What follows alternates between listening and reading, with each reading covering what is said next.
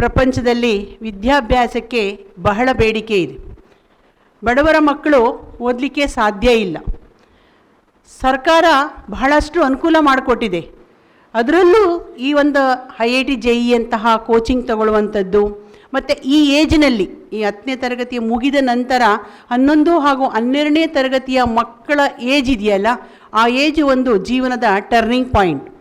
ಈ ಒಂದು ಟರ್ನಿಂಗ್ ಪಾಯಿಂಟಲ್ಲಿ ಮಕ್ಕಳನ್ನ ಯಾವ ರೀತಿ ನಾವು ಹಿಡಿದಿಡ್ತೀವೋ, ಯಾವ ರೀತಿ ಸಂಸ್ಕಾರ ಕೊಡ್ತೀವೋ, ಶಿಕ್ಷಣ ಕೊಡ್ತೀವೋ, ಜೀವನದ ಹಾದಿ ತೋರಿಸ್ತೀವೋ, ಅದು ಅವರು ಜೀವನದ ಪರ್ಯಂತ ಉಳ್ಕೊಳ್ಳುವಂತಹ ಒಂದು ಭಾಗ. ಅಂತಹ ಈ ಸಂದರ್ಭದಲ್ಲಿ ನಿಮ್ಮ ಮಕ್ಕಳು ಒಂದು ಒಳ್ಳೆ ಜಾಗಕ್ಕೆ ಬಂದಿರುವಂಥದ್ದು ನಿಜಕ್ಕೂ ಭಾಗ್ಯಶಾಲಿ ಅನ್ನೋದು ಹೇಳಿದ್ದಕ್ಕೆ ತಪ್ಪೇನಿಲ್ಲ. ಯಾಕೆ ಅಂದರೆ ಹೊರಗಡೆ ತುಂಬ ಜನ ಉಚಿತವಾದ ಶಿಕ್ಷಣ ಕೊಡ್ತಾ ಇದ್ದಾರೆ. ಈಗ ಇನ್ಕ್ಲೂಡಿಂಗ್ JNV ಅವರು ಕೊಡ್ತಾ ಇದ್ದಾರೆ, ಮೊರಾರ್ಜಿ ಶಾಲೆಯವರು ಕೊಡ್ತಾ ಇದ್ದಾರೆ, ತುಂಬ ಚೆನ್ನಾಗೂ ಇರುತ್ತೆ ಅದು. ಆದರೆ ಮಕ್ಕಳುಗಳಿಗೆ ಈ ಒಂದು ತಮ್ಮ ವ್ಯಾಲ್ಯೂ ಎಜುಕೇಷನ್, ಮೌಲ್ಯ ಜೀವನಕ್ಕೆ ಬರೀ ಶಿಕ್ಷಣ ಒಂದೇ ಸಾಲಲ್ಲ, ಅದ್ರ ಜೊತೆಗೆ ಮೌಲ್ಯ ಇದ್ದರೆ ಮಾತ್ರ ಅದು ಶಿಕ್ಷಣಕ್ಕೊಂದು ಬೆಲೆ. ಅದನ್ನು ಯಾವ ರೀತಿ ಈಗ ದುಡ್ಡು ಸಂಪಾದನೆ ಮಾಡ್ಬೋದು, ಆ ಸಂಪಾದನೆ ಮಾಡಿದಂತಹ ದುಡ್ಡನ್ನ ಯಾವ ರೀತಿ ಉಪಯೋಗಿಸ್ಕೋಬೇಕು, ಯಾವುದಕ್ಕೆ ಉಪಯೋಗಿಸ್ಬೇಕು, ಯಾವುದಕ್ಕೆ ಎಷ್ಟು ಉಪಯೋಗಿಸ್ಕೋಬೇಕು ಅನ್ನುವಂಥ ಒಂದು ಕಲೆ ಇದ್ದಾಗ ಮಾತ್ರ ಅವನೊಂದು ಸಾರ್ಥಕ ಬದುಕನ್ನು ಬದಲಿಕ್ಕೆ ಸಾಧ್ಯ. ದುಡ್ಡು ಬಂದಿದೆ, ಯಾವುದಕ್ಕೆ ಎಷ್ಟೆಷ್ಟು ಬೇಕೋ ಬೇಕಾದಕ್ಕೆ ಬಿಟ್ಟು ಬೆಳೆದಿರೋದಕ್ಕೆಲ್ಲ ಚಲಾವಣೆ ಮಾಡ್ತಾಯಿದ್ದು, ಖರ್ಚು ಮಾಡ್ತಾಯಿತ್ತು ಅಂದರೆ ದುಡ್ಡಿಗೂ ಬೆಲೆ ಇಲ್ಲ, ಇವ್ರ ಜೀವನಕ್ಕೂ ಬೆಲೆ ಇರೋದಿಲ್ಲ.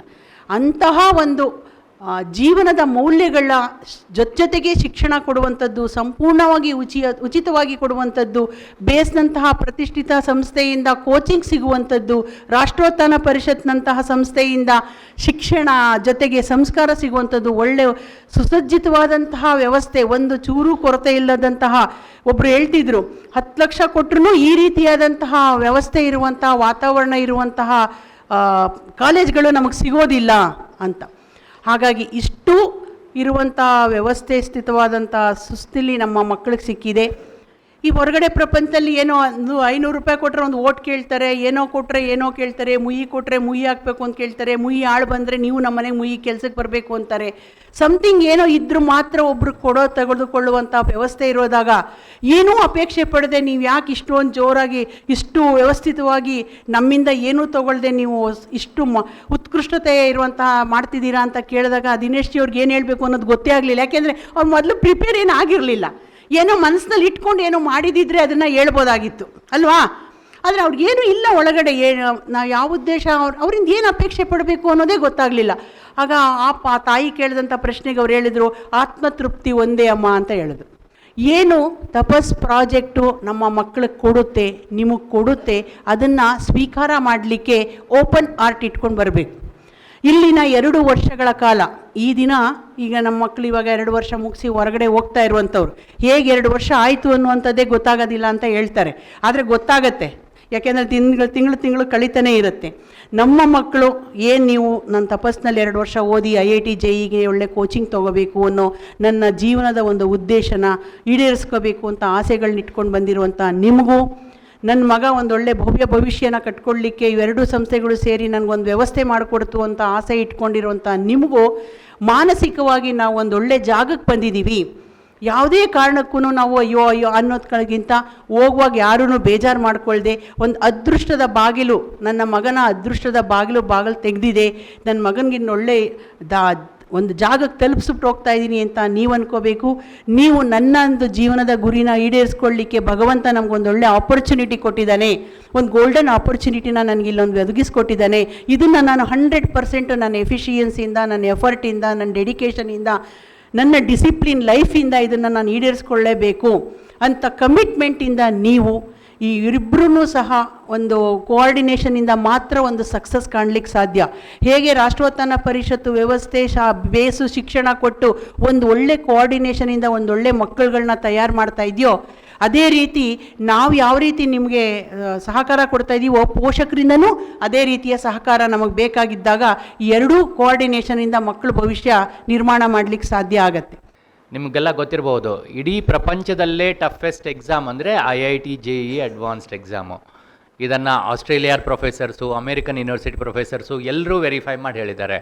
ಇವತ್ತು ಈ ಪ್ರಪಂಚದಲ್ಲಿ ಇರೋ ಟಫೆಸ್ಟ್ ಎಕ್ಸಾಮು ಅಂದರೆ IIT JEE.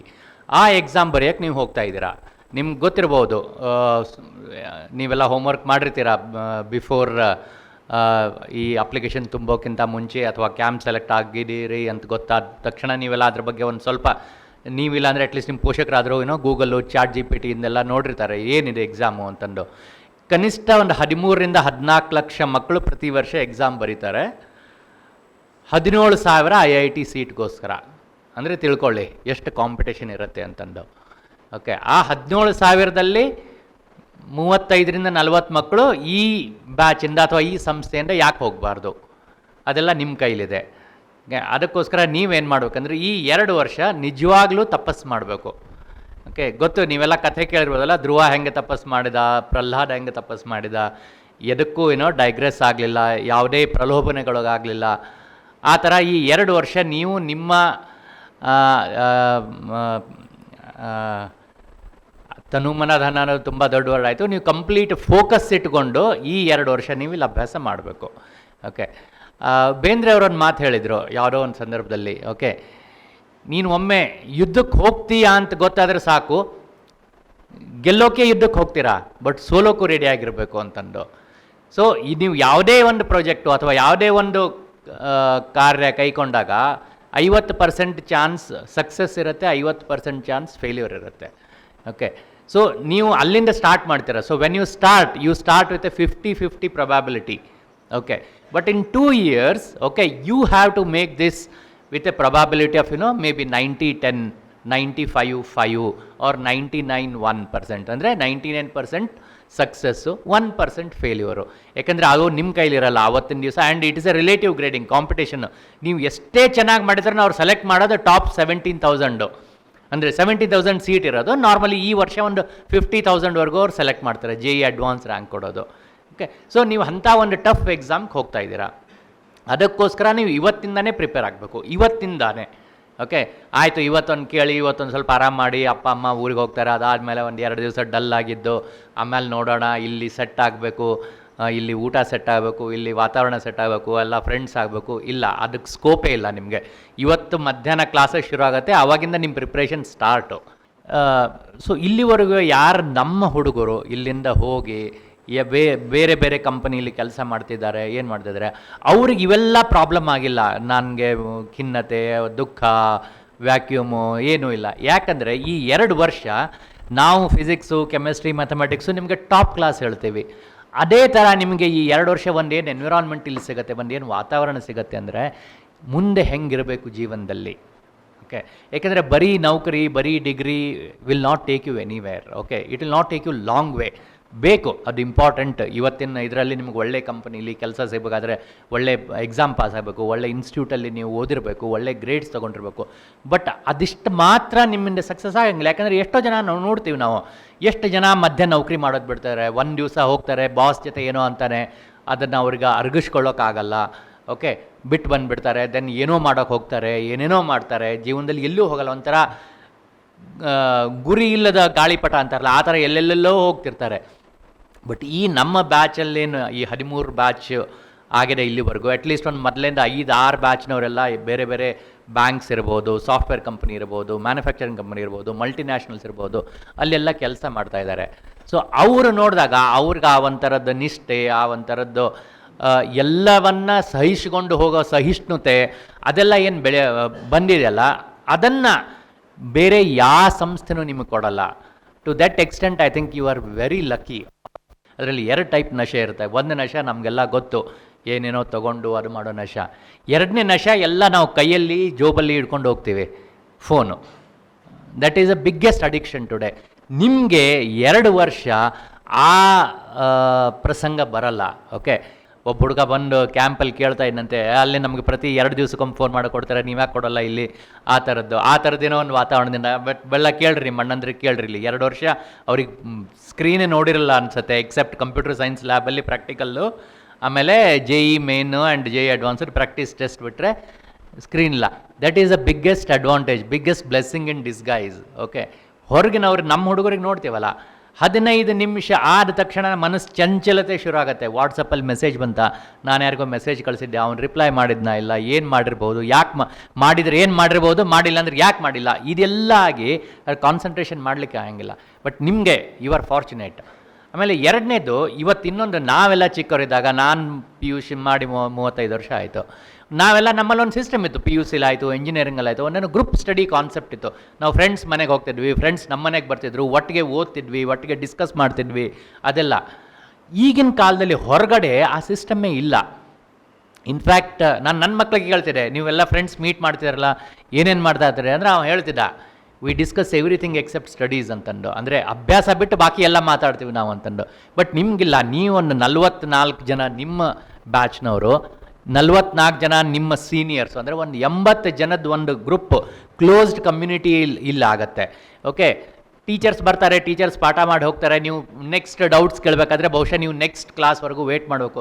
ಬಟ್ ನಿಮಗೆ ಆ ಪ್ರಸಂಗ ಇಲ್ಲ, ಯಾಕಂದರೆ ನೀವು ಇಮಿಡಿಯೇಟ್ಲಿ ನಿಮ್ಮ ಕ್ಲಾಸ್, ಯಾಕಂದರೆ ಪ್ರತಿ ದಿವಸ ನೀವು ಸಾಯಂಕಾಲ ಕ್ಲಾಸ್ ಮುಗಿದ ಮೇಲೆ ನಿಮ್ಮದೆಲ್ಲ ಬೇರೆ ಚಟುವಟಿಕೆಗಳಾದಮೇಲೆಲ್ಲ ಒಟ್ಟಿಗೆ ಕೂತು ಓದ್ತಿರ್ತೀರಿ, ಡಿಸ್ಕಸ್ ಮಾಡ್ತಿರ್ತೀರಿ, ಇವತ್ತೇನಾಯಿತು, ನನಗಿದು ಅರ್ಥ ಆಯಿತು, ಅರ್ಥ ಆಗಿಲ್ಲ.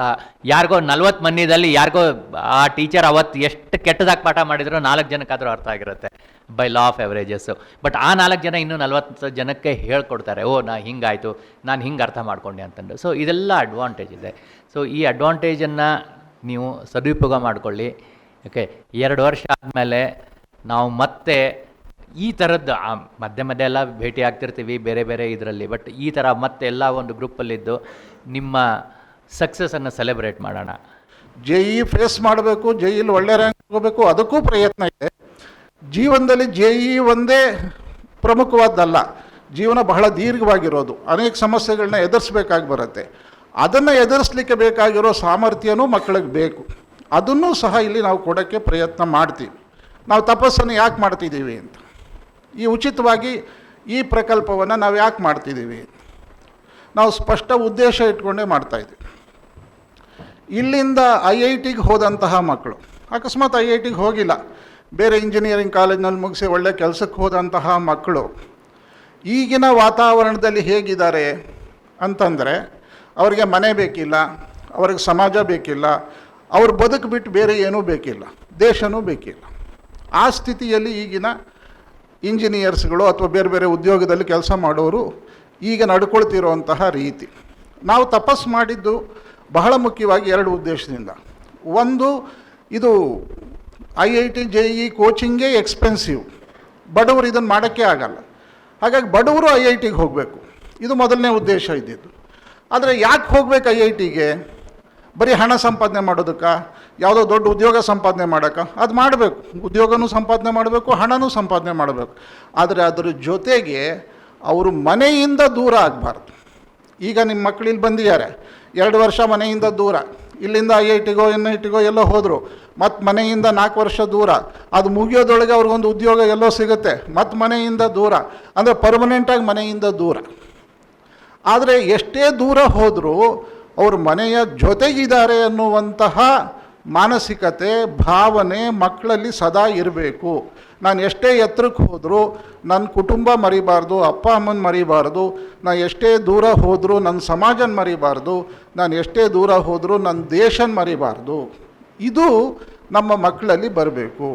ಆಗ IITಗೆ ಹೋದಂತಹ ಅಥವಾ ದೊಡ್ಡ ಉದ್ಯೋಗ ಸಂಪಾದನೆ ಮಾಡಿ ಹಣ ಸಂಪಾದನೆ ಮಾಡುವಂತಹ ಮಕ್ಕಳು ಮನೆ ಕಡೆಗೂ ಗಮನ ಕೊಡ್ತಾರೆ, ಅಪ್ಪ ಅಮ್ಮನಿಗೂ ಅದೇ ಗೌರವ ಉಳಿಸ್ಕೋತಾರೆ, ಹಾಗೆ ಸಮಾಜ ದೇಶದ ಬಗ್ಗೆನೂ ಯೋಚನೆ ಮಾಡ್ತಾರೆ, ನನ್ನಿಂದ ಸಮಾಜಕ್ಕೆ ಏನು ಉಪಯೋಗ ಆಗುತ್ತೆ ಅನ್ನೋದ್ರ ಬಗ್ಗೆನೂ ಯೋಚನೆ ಮಾಡ್ತಾರೆ, ಆ ರೀತಿಯ ಕೆಲಸ ಮಾಡ್ತಾರೆ. ಈ ತರಹದ ಒಂದು ಜನಾಂಗ ನಮ್ಮಲ್ಲಿ ನಿರ್ಮಾಣ ಆಗಬೇಕು. ಆ ದೃಷ್ಟಿಯಿಂದ ನಾವು ತಪಸ್ಸನ್ನು ಪ್ರಾರಂಭ ಮಾಡಿರೋವಂತಹದ್ದು. ಅಂದರೆ ವೈಯಕ್ತಿಕ ಜೀವನವೂ ಮುಖ್ಯ, ಹಾಗೆಯೇ ಕೌಟುಂಬಿಕ, ಸಾಮಾಜಿಕ, ರಾಷ್ಟ್ರೀಯ ಜೀವನವೂ ಬಹಳ ಮುಖ್ಯ. ಈ ಎರಡನ್ನೂ ಒಟ್ಟೊಟ್ಟಿಗೆ ಕಲಿಸುವಂತಹ ಪ್ರಯತ್ನ 2 ವರ್ಷ ನಾವಿಲ್ಲಿ ಮಾಡ್ತೀವಿ.